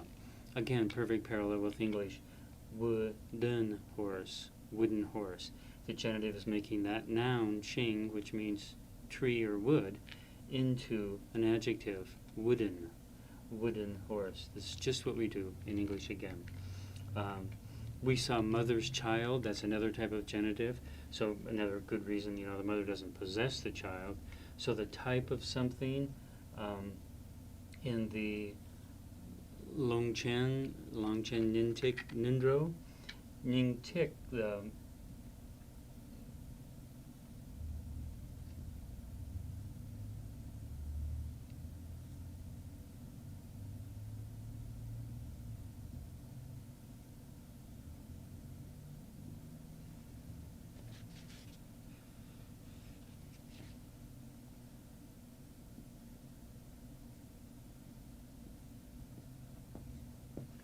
two words being connected together are Nying, which is short for Nyingpo, and Tik, like Tigle, drop or essence, and heart. So the heart essence, to combine those two concepts together like that, again, the genitive particle will be used. Nying ends in ang na, so again the ga gi gu gi particle is called for. So we get Nying gi Tik. So often shortened just to Nying Tik, but on the title page of that text, it will say Nying gi Tik. So here the ga gi gu gi is the genitive that's employed after a suffix ga or na, as we have here, and so it's linking those two words together. So heart drops. So shingita, wooden horse, Nying Tik, heart essence. So connecting two concepts together and making it a little bit different idea, changing a noun into an adjective, for instance, but modifying, always making some kind of connection, some kind of relation or modification. That's the role of the genitive. Okay, now we come to the third case. When I talked about the 8 grammatical cases, I paired the 6th and the 3rd together. We just looked at the 6th case, the genitive. Now this is its kind of twin, the 3rd case, the instrumental or the agentive. We call it the instrumental or the agentive because many of the functions of this case have to do with indicating either that something is the tool with which something is done, hence the instrumental, or the person who did it, the agent. So just for example, if we said the Lama wrote the book, the Lama is the agent or the doer, the person who did the action of the verb, the writing in this case. So the Lama wrote the book. Lama would be marked by one of these cases. So first of all, as I did with the genitive, I'd like to present these 5 particles that are the instrumental and show when they are used. So as again, similar to a and an in English, we say a book but an apple, and we choose between those 2 particles depending on the spelling of the word that they're modifying. The same thing happens in Tibetan, only the particle again comes after the noun it modifies. So these 5 here are the 5 instrumental particles. They're very similar to the genitive particles. Just playing ga, gi, gu, gi without the sa there was the genitive. When it's with a sa, when it has a sa, it becomes the instrumental particle. And it indicates that the tool with which something is done. So that word with, when it's with a sa, it means with. That's an overgeneralization, but a mnemonic that might be helpful. So we saw that the genitive, which was just ga, gi, gu, gi, is used after words that end in suffixes ga or na. So this is why I call the instrumental the twin. The instrumental ga, gi, gu, gi, sa, gi is used after words that end in suffixes ga or na. These lists of blue letters represent the suffixes. They're exactly the same list as for the genitive. The only thing that's changing here is, with the exception of this one, is the addition of a sa on what were formerly the genitive particles. So a word that ends in ga or na will take gi to indicate the agent, or make that word the agent or the instrument in a sentence. So this example here, ra, na, wrong, ga, gi, gu, gi, sa, gi, wrong, gi. Wrong means self or own. Sometimes it can mean oneself or myself. So wrong, gi could indicate that wrong is that oneself is doing something, that self is doing something. The gi sometimes means by also. So wrong gi, something could be done by oneself, for instance, wrong gi. So here we use gi. We know it's instrumental because it has the sa on it, but gi is used after words that end in suffixes ga or na, and their wrong is ending in a na suffix. So the next one, so it's going to be very similar all the way through as with the genitive. Ka, yata, kya, gigu, ki, sa, ki is used after words that end in suffixes da, ba, sa, or dadrak. Dadrak again is the second suffix da, the one that's not written down anymore. So ki is used after da, ba, sa, dadrak. So chano, chosa, ch, the word for dharma, ends in a sa, and so we will use ki to modify it. Ch ki, kayata kyagi gu ki sa ki, ch ki. That could mean by the dharma, or it just could make dharma the agent, or the instrument rather. So if we said something like she was influenced by the dharma, that could be ch ki. Or in the similar, very similar sentence, the dharma influenced her, then the dharma is doing the action, so it's the instrument that's causing the action of the verb. So ch ki, because it ends in sa, we use ki. The name chiki that we referred to when talking about the genitive looks like that, ch ki without the sa, pronounced just the same, ch ki with the sa. The sa indicates that it's agent or doer in the sentence, or instrument. Okay, then we come to ki, gayata gya, gi, gu, gi, sa, ki. Ki is used after na, ma, ra, la. So an example would be ma, ra, mar is the word for butter. Mar ends in a ra, so we're going to use gi, mar, gi, gayata gya, gi, gu, gi, sa, ki. So if you're going to say that torma was painted with butter, for instance, they coat tormas made of dough with butter to preserve them. Mar, gi. Butter covered the torma, or the torma was covered with butter. Mar, gi, like that. Okay, now we have the sa starred here. The sa is a little bit unusual. The genitive list is gi, ki, gi, e, yi. So when words ended in suffix a or no suffix for the genitive particle a, gigu, e was used, and it was affixed right onto the word. Here, instead of having a, gigu, e and a sa affixed right onto the word, they merely affix the sa onto the end of the word, add it right onto the end of the final syllable. So if we take the word mother, which is ma, and mother was going to be the agent, like the subject of the sentence, for instance, mother wrote the book, then the agent particle sa would be added onto the word mother like this, ma, sa, me. So sa is the agent particle, or the instrumental particle, the J-draw, if you want the Tibetan name, ma sa me, that indicates that mother is the doer, doing something in this sentence. One needs to pay attention to these particles in order to read Tibetan, and this one's a little bit tricky for the beginning person. If you saw this syllable ma sa me in a text and went to look it up in the dictionary as ma sa me, it wouldn't be in the dictionary because it's not a word. The dictionaries list the words. So we have to do some deconstruction. We have to take some of the particles off the word, and then we see, rediscover, you could say, the word that's there. This is an example of that. One that's one step more tricky also has to do with the sa. Sa is applied after words, immediately after words that have no suffix, so the 0 here represents the no suffix, and they replace words that end in suffix a, they replace the a. That's a very important little concept there. Replace. The sa is going to replace a suffix a on a word. So if we take the word down here, ka for sky, ma o ka a ka means sky. If the word sky was going to be the agent in a sentence, for instance, which I can't think of a good example right now, but in any case, if we were going to put that in, make that the instrumental case, the a is dropped off and a sa replaces it, so we get this. Ma o ka sa ke. Again, if you go to find that in the dictionary, it's not going to be there because the word is ka, ma o ka a, ka.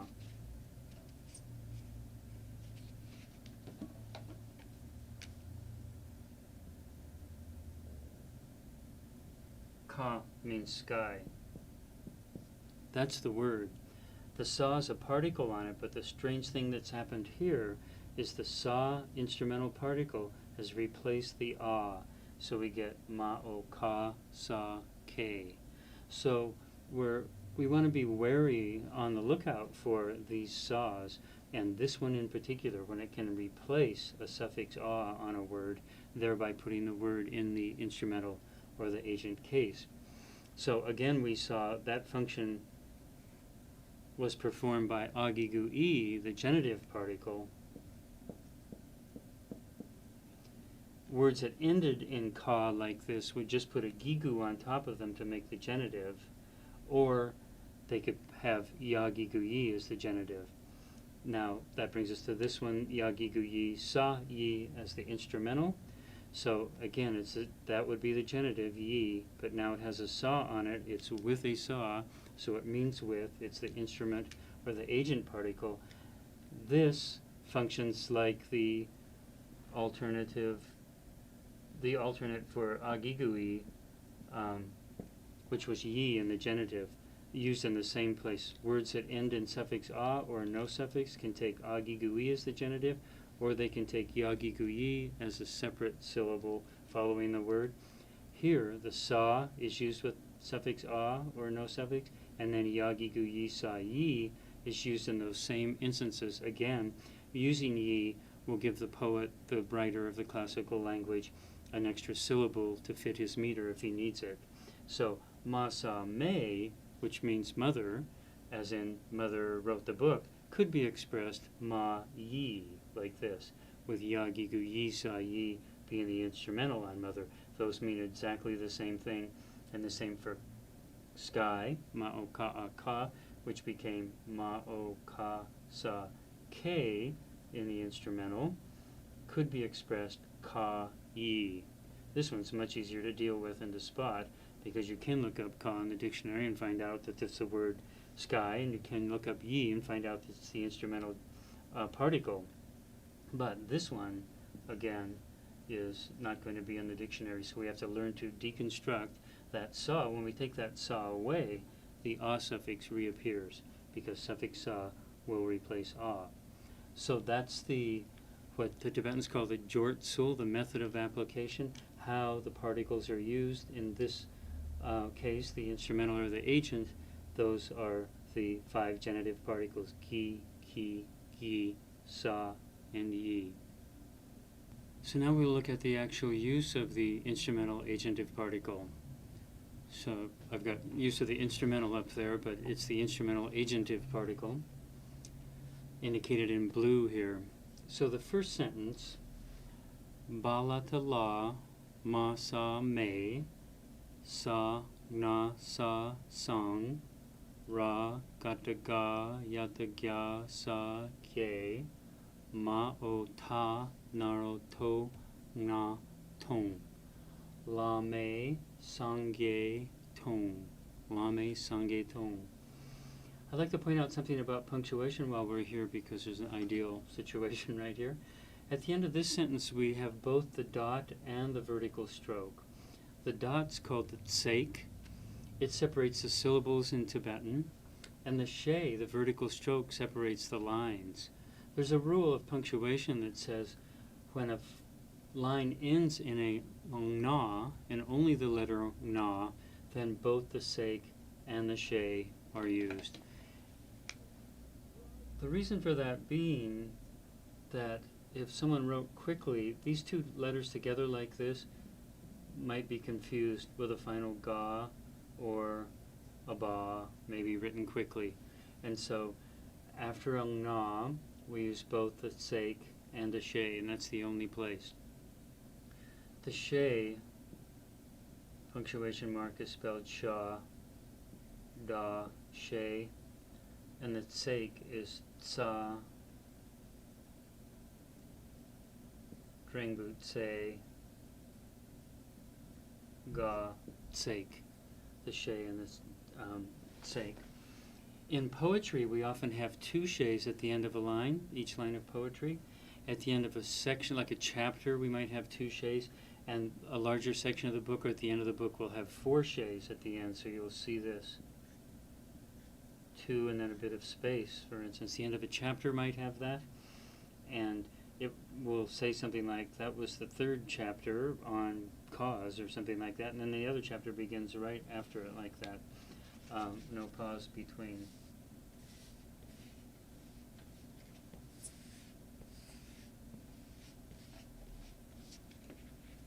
So, back to the use of the instrumental agentive particle.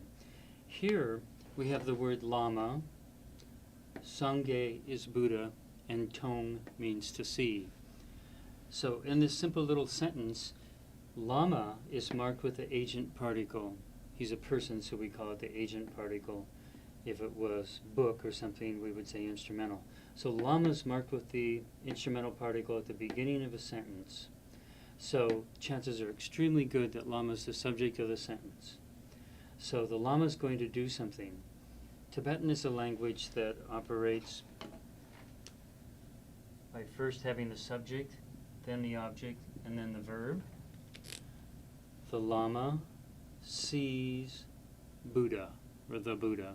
Again, Tibetan doesn't have a word for the, so we just put it in translating wherever we like. So lama sees Buddha. This instrumental tells us that it's the lama doing the action, not the Buddha. Very often, the object, the direct object, as Buddha is in this sentence, is marked by the no particle. So when we see a place with no particle, that gives us information. Here it's giving us information that's indicating that Buddha is the object that is seen. You know, the object in the sense of grammatical object, the direct object. Lama sees Buddha. Lama is the doer because of the sa, instrumental or agent particle. In the next sentence, employing some of the same vocabulary, balata la ma gigu mi ga mik ga gigu gi sa gi ma ota naro to na tong lama mik gi tong.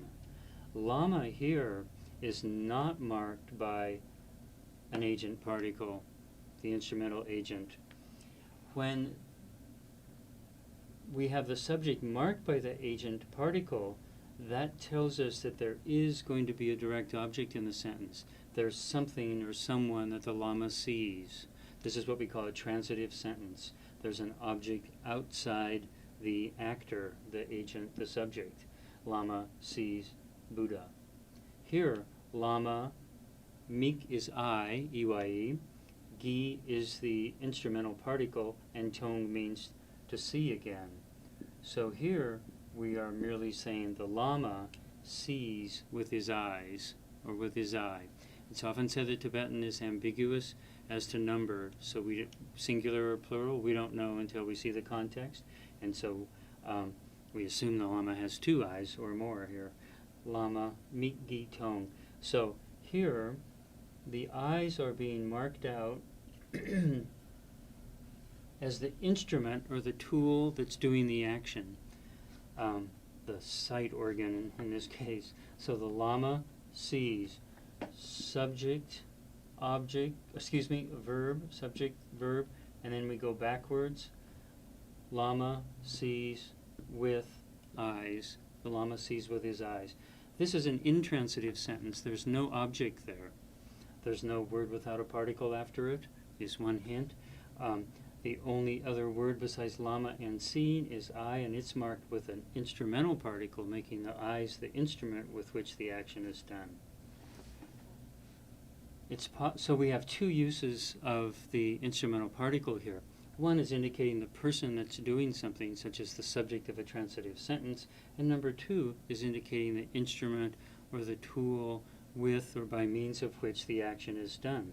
It's possible to combine those two uses in the same sentence, and we see this frequently, and that's what we have in sentence number 3 here. Balata la, ma sa me, ma gigu mi ga meek, ga gigu gi sa gi, sa na sa sang, ra gata ga yata gya sa ge, ma o ta naroto na tong, la me meek gi sang ye tong. So here we've combined the uses found in the first two sentences. Here we have la me, sure enough, with the agent particle on it. So that makes us think subject. The Lama is going to do something. He's at the beginning of the sentence. The subject very often is the first word in a Tibetan sentence, just like in English. And so we go to the end to find the verb, which is step 2. And then immediately to the left of the verb is step 3. And from that point we go straight backwards until we get to the subject again. So Lama's doing something. La me tells us that, the agent particle making Lama agent. We jump to the end to see what he's doing. Tong, he sees. Lama sees. Sangye, no particle. Likely object. So Buddha sees, the Lama sees the Buddha. But we're not through yet. We continue until we reach the subject, agent or instrumental particle with eyes. So not a profound sentence philosophically, but it illustrates several important grammatical principles. Lame, instrumental particle making Lama the subject of the sentence. As soon as we see that, we can conclude, we can hypothesize that it's going to be a transitive sentence, because the transitive sentence marks the subject with the instrumental agent particle. So it's going to be a kind of verb that has an object out there. So the Lama sees. Now we start looking for the object. We've got the verb, we move backwards. Often the objects have no particle after them. That's what we have with Sangye, Buddha, again. So the Lama sees the Buddha. We continue, instrumental particle with, by means of, on account of, by, meek, eye, by eyes. So the Lama sees the Buddha with his eyes. So this is what we call syntax. This is the use of particles to indicate syntax. So that the particles make clear the syntax of the sentence. What function do the words have in the sentence, especially the nouns, is made clear by the particles. So again, when we look at Tibetan, like if we imagine this as just a page of Tibetan text without all my markings on it, just the Tibetan words, we see a lot of syllables indicated by ... here and there, sake, marking out the syllables. Some of the syllables are words like meek, Some of the syllables are particles like gi. There are two types of particles. There's particles that make up words, like we had pa again for a Tibetan person. Ba, naro, bo, da, bu is Tibet. Pa is a particle making a person that's associated with whatever the first word is. So pa is a Tibetan. That's a word-making particle. A Tibetan is a new word. Tibet is one word, Tibetan is another. And then there are particles that organize words and show their function in this sentence. We call these sometimes syntactic particles. So all of the 8 cases, all the particles governing the 8 cases, making clear what case a word is in a particular sentence, are a type of syntactic particles. So syllables of 2 kinds, nouns and particles, particles of 2 kinds, word making, sometimes called lexical particles, and word arranging syntactic particles. So that's a summary of the basics of Tibetan grammar. Once we get a handle on these things as presented in level 2 here, we learn vocabulary, we learn the particles and what they tell us about those words in a given sentence. So then we know what's happening in the sentence. But we need the 2 elements. We need to understand both the vocabulary and the grammar or the syntax, and that's the function of the particles. So that concludes the presentation of the main body of the level 2 book. There's one more thing I'd like to present, and that's the subject of transliteration and phonetics, principally transliteration, which is an important part of coming to deal with Tibetan texts and becoming a better student of Tibetan Buddhism in general. There's a great deal of information in the ordinary translations of Dharma books that's transliterated, proper names, the Tibetan vocabulary, passages from the text, and in some books the entire text is put in the transliterated form. So first of all, to make the distinction between the 2 words transliteration and phonetics. The phonetics are what we have in the sadhana practice texts that show us the pronunciation of the Tibetan. We can't really tell what Tibetan word is indicated. Sometimes we can just tell how it's pronounced because there are many words in Tibetan, as in English, that sound the same but mean something different. So the phonetics give us the sound. So this word here, cha, naro, cho, sa, ch, the word for dharma, is often phoneticized or rendered into phonetics like this. C-H-O umlaut, and the umlaut gives the O the sound. So that word is pronounced ch in Tibetan. So when we write C-H-O, or if someone would do C-H-U-H, for instance, they're trying to bring across the sound of the Tibetan, ch. Transliteration is a letter-by-letter substitution, in this case, taking a Tibetan letter and rendering it with a Roman letter or an English letter. Trans means across, litera means letter. So it's bringing the letters across from Tibetan to English.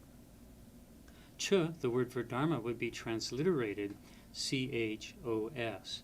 The cha stands for, the CH stands for the letter cha. The O for the naro, O, and the sa becomes S. But no one pronounces that word chus. Transliteration is for the people who can read Tibetan. Then they transpose it in their mind. When they see this, we transpose it into this in our mind and then say ch. So that's the difference between transliteration and phonetics. Transliteration, again, is really important. The glossaries of most Buddhist books, for instance, have one column of English words, a column of Sanskrit words that are Romanized, and a column of Tibetan. And the Tibetan normally isn't put in the phonetics, but is put in the transliteration. So we want to know how to learn, we want to learn to read transliteration as well as learning the Uchan, the Tibetan script. So normally we're going to see the inherent ah sound is represented just by the English A. So a simple K will be the first, with an A, will be the first ka. And then usually people will represent, such as Wiley, the most famous creator of a transliteration system. His system has become so popular that transliteration now is even called the Wiley. Wiley represents the breathiness of the aspirated ka with an H. So here's first ka, and then this is ka. and then a ga becomes a G, the inherent a becomes an A. So when looking at Tibetan rendered into English, the A represents the inherent ah sound. So it's not K, but ka. So it's much the same for the 30 consonants then. The vowels, again, the inherent ah will be represented by an A. The gigu, even though it makes the sound E, is represented by an I. The shabkyu by U. The drengbu by E, the drengbu A is represented by E, and the naro is represented by an O. So if we took a simple word like Buddha,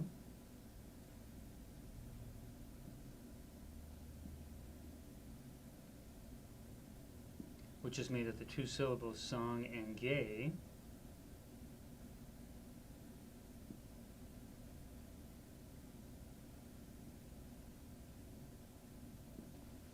to represent that in transliteration, we would have